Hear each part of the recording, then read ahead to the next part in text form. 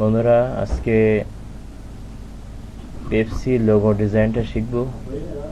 দেখেন কিভাবে কোন টুলের মাধ্যমে শেখানো হয়। দেখেন, সর্বপ্রথম এখানে আছে ইলিপস টুল। ইলিপস টুলটা সিলেক্ট করে কিবোর্ড থেকে শিফট অল্টার চেপে ধরে একটা গোল, একটা রাউন্ড শেপ নিতে হবে এবং এখানে একটা কালার দিলাম,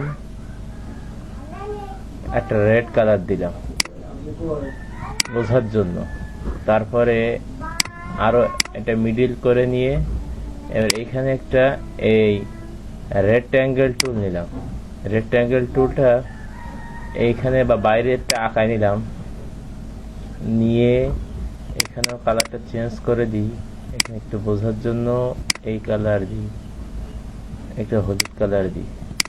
দেওয়ার পরে এখান থেকে সিলেক্ট অপশন চেপে কিবোর্ড থেকে শিফট বাটনটা চেপে ধরে এইখানটায় এবং এইখানটায় যদি ক্লিক করা হয়, আর এখানে দেখেন হরিজন্টাল অ্যালাইন যদি ক্লিক করেন তাহলে দেখেন সোজাসুজি হয়ে যাবে এবং এটা দিলে একদম মিডিল বরাবর হয়ে যাবে।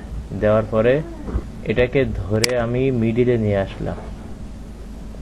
মিডিলে নিয়ে আসার পরে এটাকে ধরে এবার এইটাকে শুধুমাত্র মাঝখানের এটাকে সিলেক্ট করলাম। সিলেক্ট করার পরে ইফেক্টের ভিতরে যে ডিলিট অ্যান্ড ট্রান্সফর্মে যে টুইস্টে যদি চাপ দেওয়া হয়, এখানে দেখবেন কত একটা নতুন একটা বিষয়।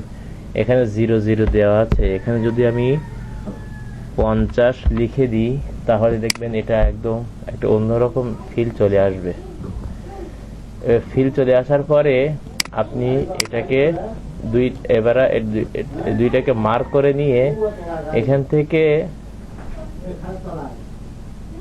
শেপ বিল্ডার টুল অর্থাৎ কিবোর্ড থেকে শিফট এম চেপে যদি কিবোর্ডের অল্টা চেপে ধরেন, ধরার পরে এখানে টান দিলে যেগুলো এক্সট্রা আছে বাড়তিগুলো এগুলো মুছে যাবে। যাওয়ার পরে এবার এখান থেকে অবজেক্ট থেকে যে এক্সপান্ড অ্যাপিয়ার্স যদি ক্লিক করা হয় তাহলে এই অপশনটা ভেঙে যাবে এবং স্বাভাবিক চলে যাবে। এবার ওই পলিগন টুলটা দিয়ে আবার যদি আপনি এখানে একটা ক্লিক করেন আর এখানে একটা ক্লিক করেন, তারপরে এখান থেকে একটা কালার চেঞ্জ করে নিয়ে যদি এইখানে এটাও ক্লিক করেন, এবার আপনি যেখানে সেখানে কালার বসাতে পারেন। যেমন ধরেন আমি এখানে এই পয়েন্টটা আলাদা হয়ে গিয়েছে, এখান থেকে আমি কালার এই আইড্রপ টুলটা নিয়ে যদি আমি এখানে ক্লিক করি তাহলে এখানে এই কালার হয়ে যাবে।